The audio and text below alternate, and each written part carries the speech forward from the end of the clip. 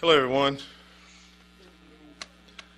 I must tell you that was a lot of meat in what Kyle just brought to us. I really appreciate that. That was a lot of meat in there. And just a little note about Tony and all those guys. They're just selling the hype. They're selling the hype. Everybody's hyped up, and then they leave, and then reality sets in. But that's okay. But just like the drug addict, they have to go back to Tony to get more hype, to justify what they're doing. And that's a continual cycle. Also on that note, the introvert, the statements of, take the low seat and then let them bring you up to the high seat. Things like that came to my mind as you were mentioning that too, Kyle. And also on that note, when it talks about in Ecclesiastes, I think in chapter 9 of Ecclesiastes, it talks about if you're married and your wife or your youth, your children, you have a job that you enjoy, be content because you have everything that you could ever ask for in this present life. And I think we live in a society which he was sort of alluding to that sort of says, no, you need more. You need more. And you're steady being fed stuff that pretty much distracts us from the simplicity that God has made it to be. So I just thought that as a little extra to hopefully add to what he mentioned there, because I thought that was some very deep stuff that he was saying. My message today is pretty, I want to talk about, and please feel free to jump in.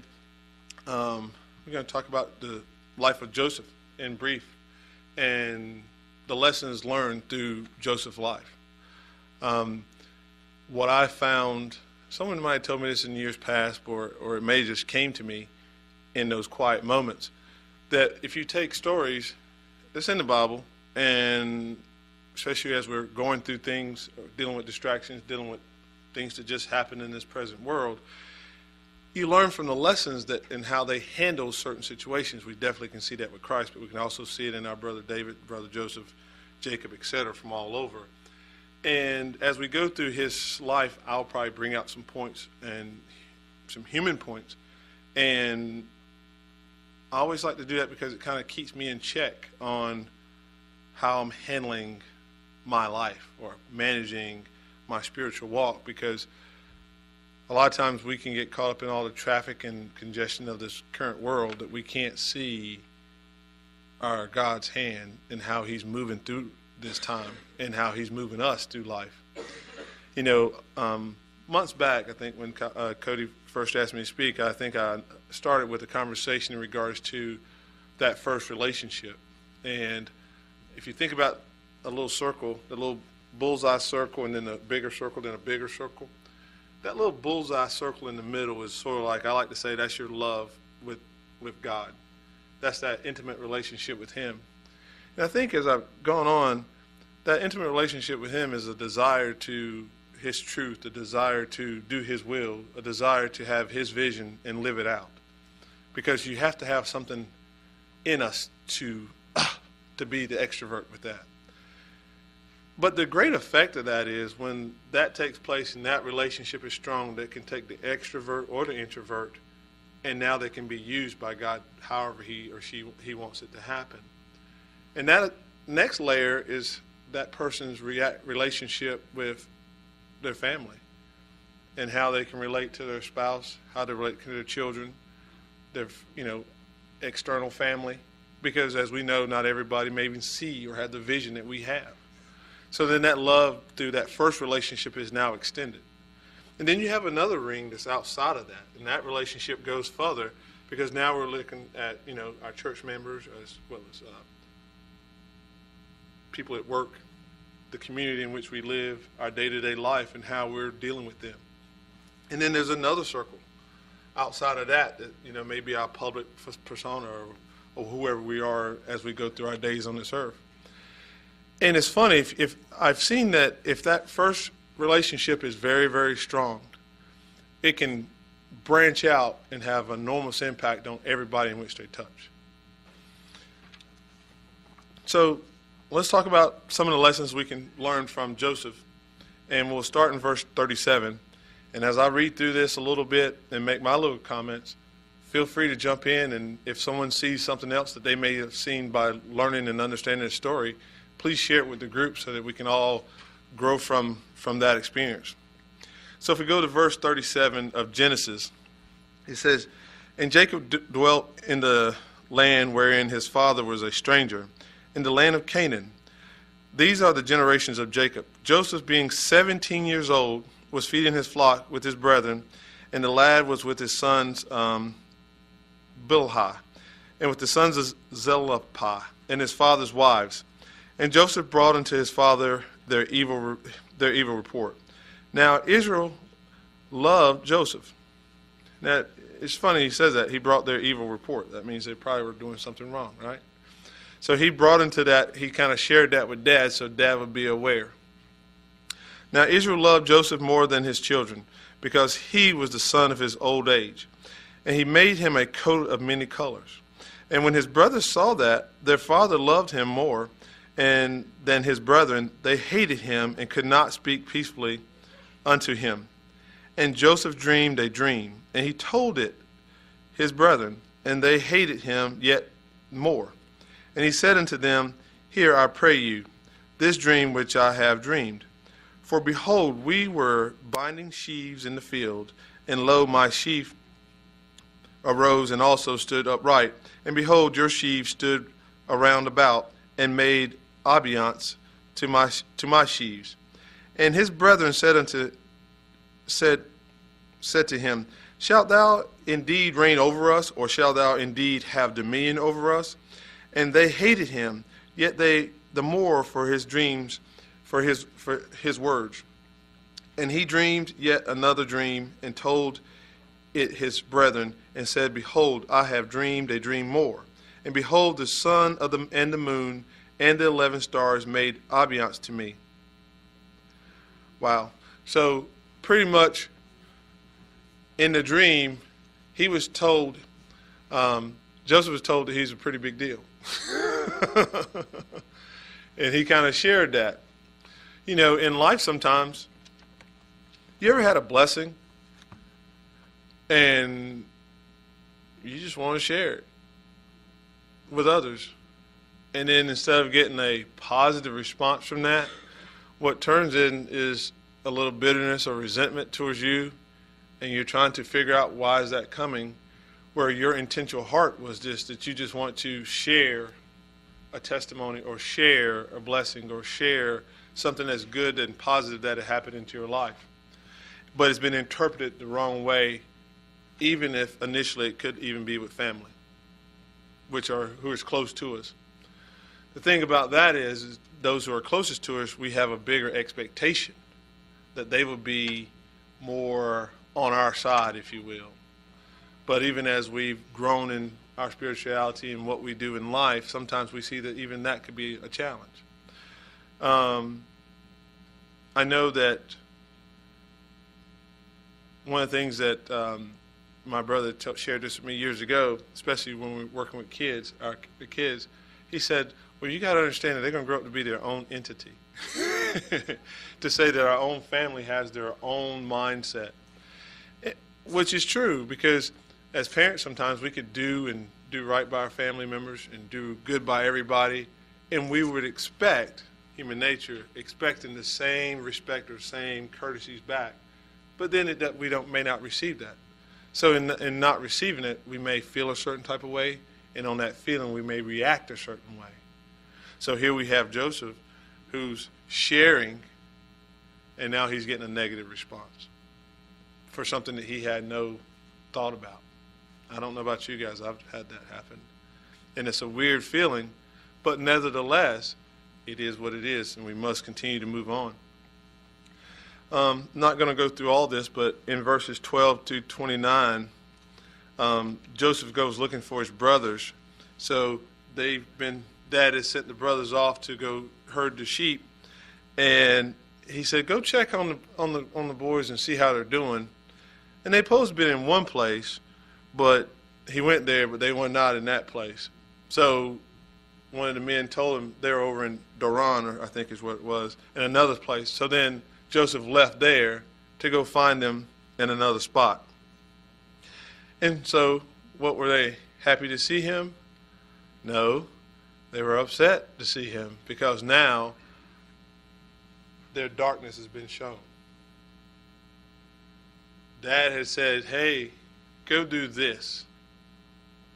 And now they're out partying in another city instead of being where they're supposed to be. And here comes Mr. Perfect, Joseph, looking for them, and they're not where they're supposed to be. Now their anger is even kindled more. So now what do? They take him, remember he's 17 years old, and they put him in bondage into slavery. You guys ever feel like sometime at work, even, when you're doing your job to the best of your ability that God's giving you the ability to do, where others may want to just slack off because it is human nature, that they may give you a wrong attitude or look at you in a different way, or still even in home life the same way. It's kind of funny sometimes you see situations where people try to get you upset to get you to respond a certain way, and when you don't respond in a certain way, they get more and more angry. You can probably relate to that a little bit. So now you have Mr. Goody Two-Shoes Joseph, and he's showing up, and now the boys are upset with him. So what do? They sell him for 20 pieces of silver. We figure we can get rid of this guy. I don't know about you guys. I remember I got let go of a job one time, and it was kind of weird. And I know it was a good thing, but at the moment I was set kind of complacent. Like, they hired a new manager. The manager called me and said, hey, we want to talk to you. He says, everybody seemed to love you. You have a ton of activity, but it's not moving fast enough, so we're going to have to let you go, okay? I was selling to government, by the way. If everybody worked with government, we know how long that takes. And that was his words. And he said, if you don't mind, could you, I know you mentioned in our last call, could you give me all the lists of those things that you had coming down the pipeline? Luckily, I was sane enough to laugh. But that was what was said. And I remember being on calls, and we would get done with the calls, and someone would say, hey, how'd I sound? How did I do? Did I do okay? To me. And I was like, hey, you did great. You know, team player. Hey, you did. I appreciate you doing your part. That was awesome. And it was all that was a little bit weird, but I thanks to God I didn't really respond. I just moved on. But I always wonder about that. I mean, how do you, if you're not grounded, luckily I had some spirituality, how can you handle that? But I look at that when I think about Joseph. Joseph's just doing his job. Joseph's just being what he's supposed to be. Being a Christian, sometimes we're getting people's way, whether we like it or not. That light is pressing upon darkness, and it's going to cause controversy. The key is, what I've seen is not to respond. If you think about Jesus being tempted, it was all to get him to respond ungodly. So it's like Kyle was mentioning, the stress of this world. They're pinning people against one another. They're causing chaos. We see this, you know, we're inundated with tragedies all the time, of confusion. But it's all to get us to respond unlike a child of the living God, to try to get out and solve our own problems, to react, to be emotional. Go back to Genesis when he got Eve. He beguiled her. She got upset, and she got off course. That's the pressures of this world.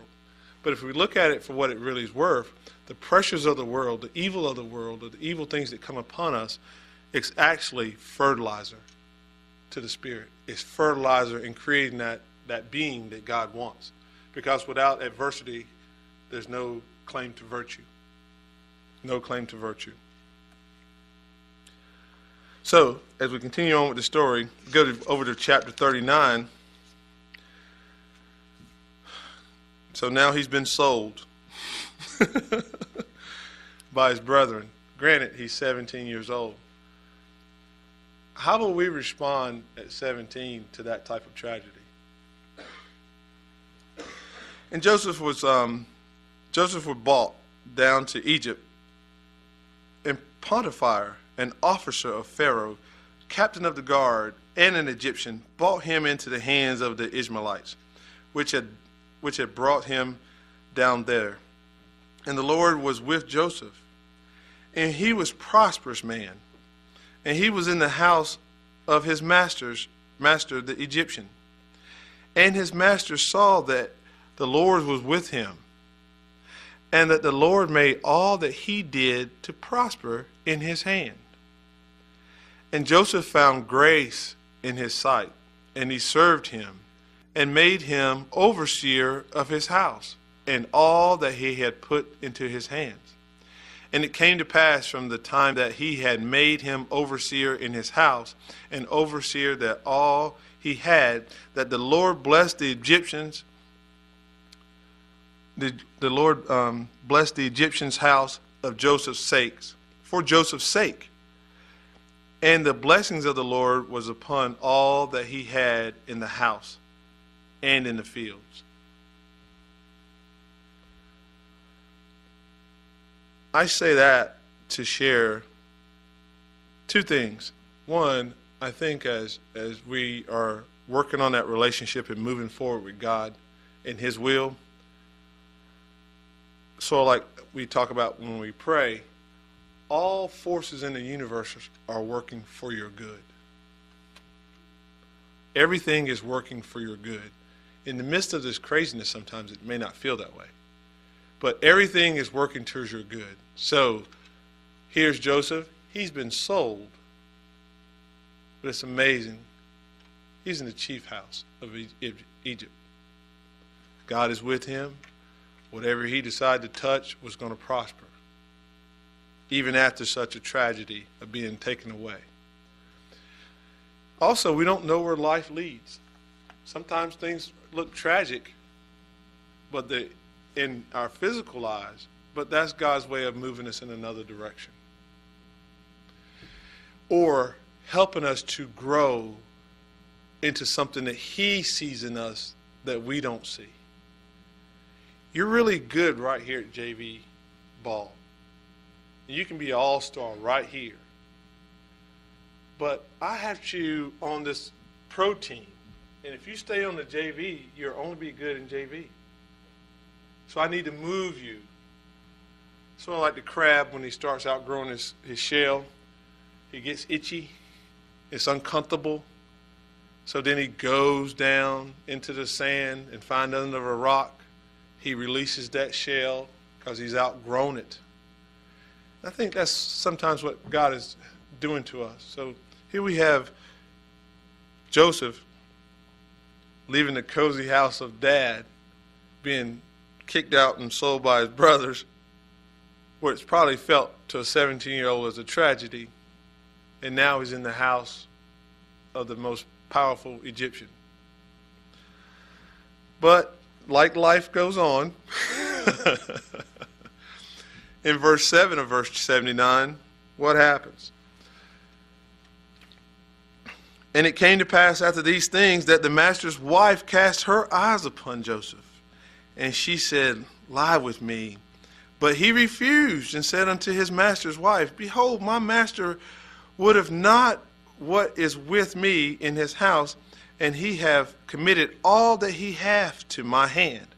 In other words, my master's given me control out of everything that he owns and touches. There is none greater in the house than I.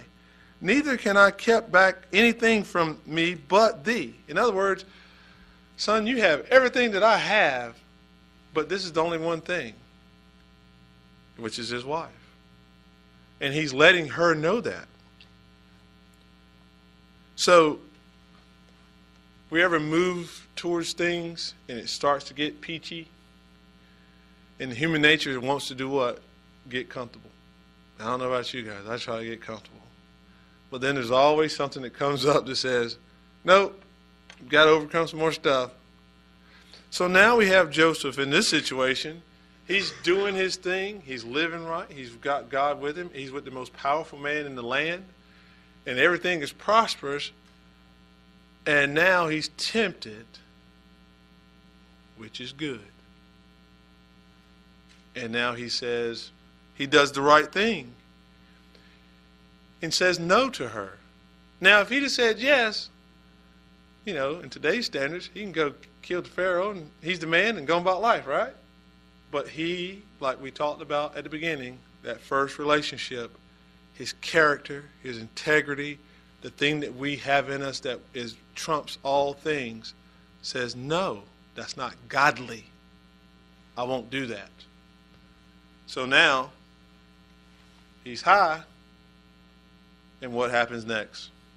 To the dungeon you go for doing the right thing. That's where it gets a little sometimes. Anybody ever been there? For doing the right thing. So he does the right thing and he gets kicked. We go to verse 21. Go to verse 21. And this is I read this verse just for encouragement. So now he's did the right thing, and the master takes him and puts him in the dungeon. But in verse 21, but the Lord was with Joseph and showed him mercy and gave him favor in the sight of the keepers of the prison.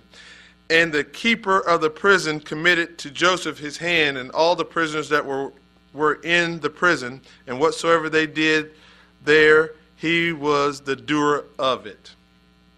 The keeper of the prison looked not at anything that was under his hand, because the Lord was with him, and that which he did, the Lord made it to prosper. Encouragement for doing the right thing. Encouragement to say, hey, take that hit, take that slight for doing the right thing. The world may look at you crazy for doing the right thing. All you had to do was say a little lie and get a little extra money. Wouldn't that be a cheap thrill? Ain't that how it works?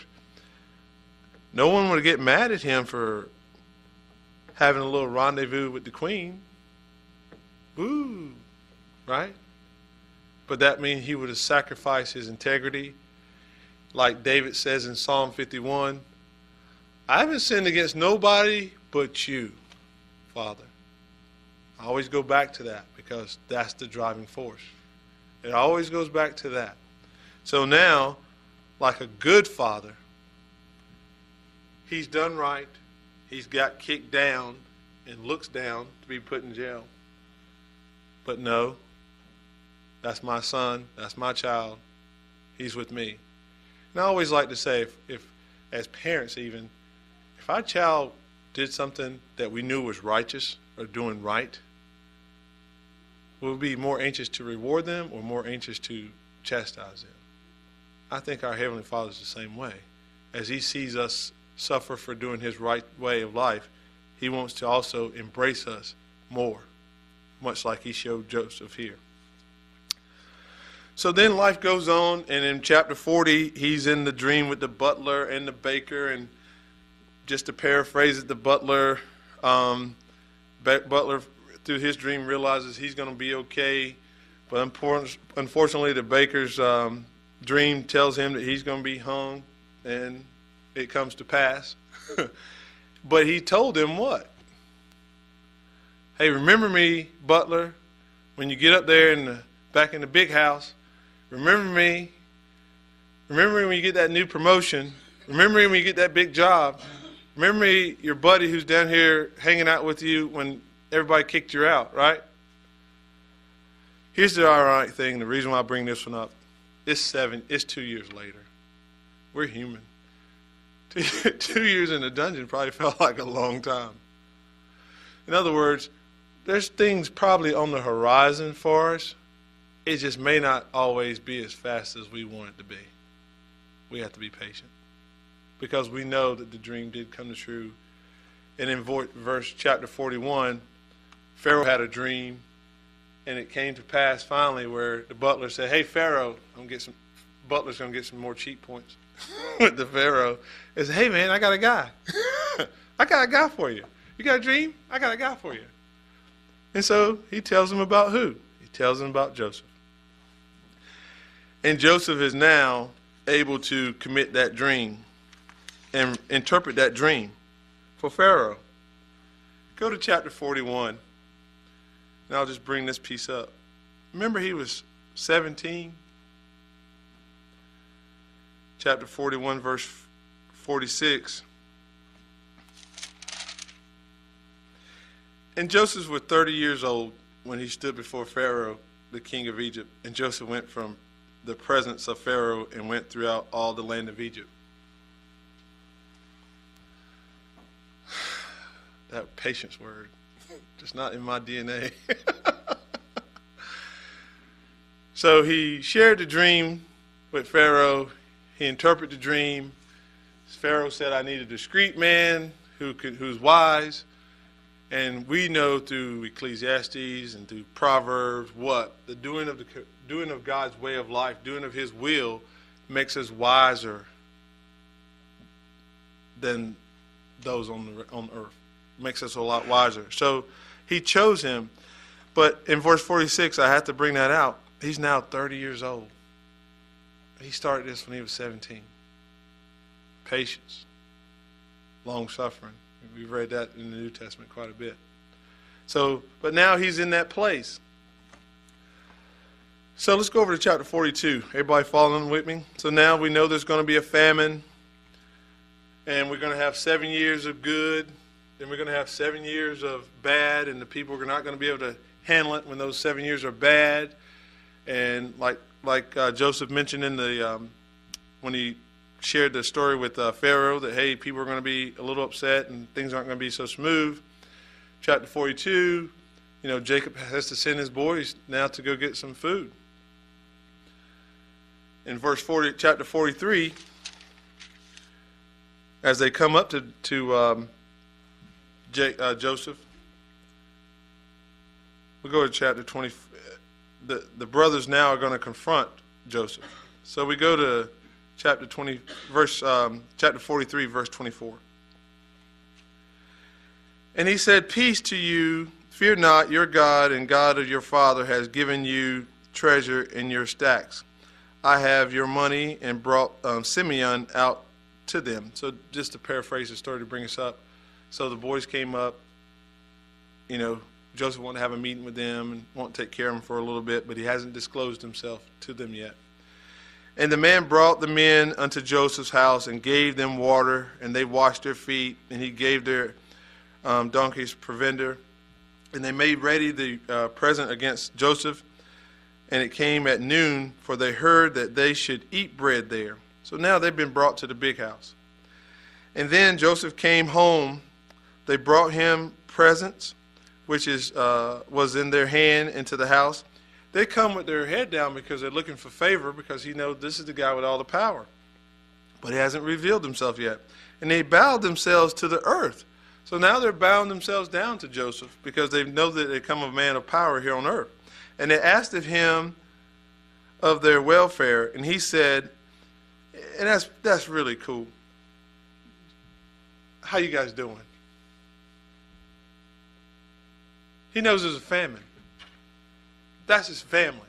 He knows there's a famine. They're coming now with their head between their legs. Granted, these are the same people who sold him.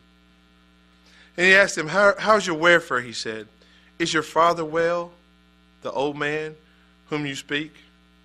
Is he yet alive?" I'm sure he just wanted to say, "Is Dad alive?" And they answered, "Thy servant, our father, is in good health. He is yet alive." And they bowed down their heads and made obeisance. And he lifted up his eyes and saw his brother Benjamin, his mother's son, and said, "Your younger brother, of whom you speak unto." And he said, "God be gracious unto thee, my son." Here's a kicker. "And Joseph made haste For his bowels did yearn upon his brother, and he sought where to weep, and he entered into the chambers where he wept and cried.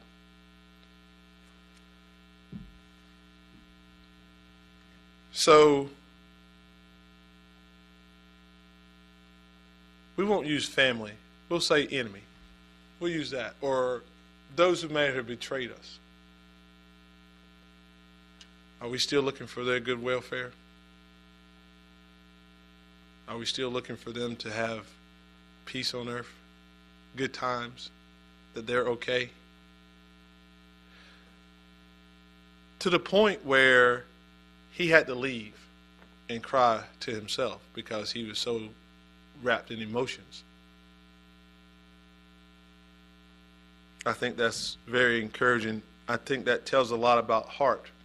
Sort of like what Kyle was mentioning earlier, the introverts probably has more, when they think over things, they see that they're not it. They know that there's a bigger picture than just themselves. And once we realize that life isn't all about us, we can have more compassion, not just for our family, but for our fellow neighbors as well. And that's why we read that in Matthew 5, where it says, pray for those who despitefully use you, and things of that nature, because we have a godly vision, and God's vision that all men come to him. And we, being his vehicles, sometimes may take on the hurt of our fellow brethren, our fellow human, but we have a bigger vision that he's working something good through this whole trials and tribulation of life in which we live in the flesh. So Joseph sat down with his brothers, and then he, we'll go to chapter 5, where he reveals himself to his brothers. Chapter 45. So now he's lived his life. His brothers are here. He knows his dad as well. He's known his brother Benjamin as well. And he still has a heart of compassion. In other words, and this is important because I always try to remind this myself, the hardship that he dealt with, he did not become bitter. He still could love and have compassion. So now in verse 45, then Joseph could not refrain himself from all them that stood by him. And he cried, caused every man to go out from before him. So here's his family with him. He has his guards. He has whatever he needs around, his entourage. Whatever he needs around him, he has. And he tells them to go. You guys don't have a part in this. And he wept, and he wept out loud, and the Egyptians and the house of Pharaoh heard him. He wept so loud that the guys in another room and in other parts of the castle or the building could hear him.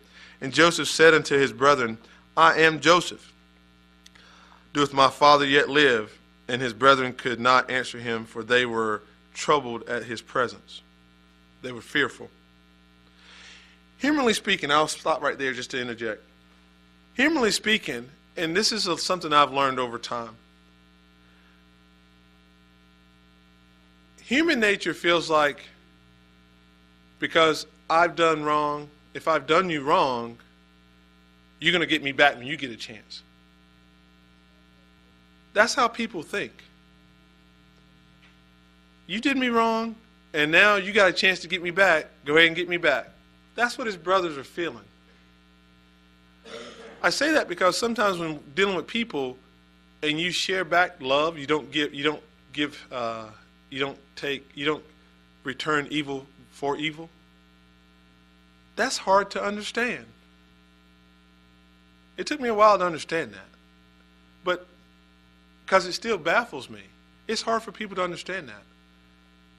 But that's also the power of love. And I always go back to that scripture with Christ when he put the soldier's ear back on. That guy probably went home and didn't know what to think or do. That's that light. That's the power of love. Anyway, I'll go forward. And Joseph said unto the brethren, I'm Joseph. Verse 4, and Joseph said unto his brethren, come here near me, I pray you. That they came near, and they said, I am Joseph your brother, whom you sold into Egypt. Oh boy. Now therefore you be not grieved, nor angry with yourselves, that you sold me hither. Why? For God did send me before you to preserve life.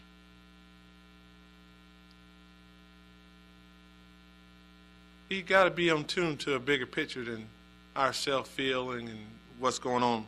For these 2 years have the famine been in the land, and yet there are 5 years in which there shall neither be earrings nor harvest.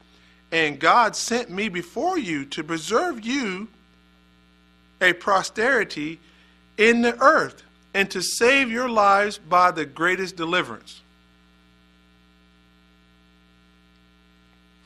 So now it was not you that sent me hither, but God. And he have made me a father to Pharaoh and the Lord of all the house, and ruler throughout all the land of Egypt. Also remember in that story, they looked upon him as the Hebrew. He was not just, he was a Hebrew. He was probably a minority, the way you would look at it, in that group. Poor little Joseph, as he prospered in the land of the Egyptians. So now you have this little Hebrew kid who's ruling with Pharaoh. Notice that last part. He said it was God's will that this be done. We don't know what God has 7 years down the road or 10 years down the road. But whatever is going on, he's preparing us for us now. Remember, when Joseph shared the dream with him, he said God's telling you, Pharaoh, that you got in 7 years, you're going to have 7 good years and 7 bad years. Joseph's telling his brothers, hey, God sent me through whatever deed it was to get here to make sure the tribe of Israel continues to move forward.